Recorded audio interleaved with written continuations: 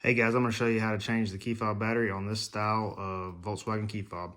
So first off, we're going to hit the slider button and pull out your spare key. And then we're going to reinsert it about this far. This whole little back cover is going to be coming off right here. So then we're going to pry up just like that.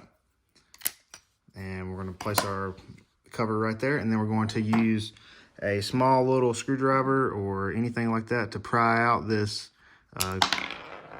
this battery. So then we have a CR 2032 battery. We're going to replace it. So this is we're going to put the plus side up just the way it was, and then we're going to reinsert just like that, and then we're going to put our back cover on and just sort of put it where it was before. And then you'll hear it click just like that. Sometimes it won't click that loud. Just depends on how you get it back together. And then we're going to reinsert our spare key. Make sure that clips. And there you go.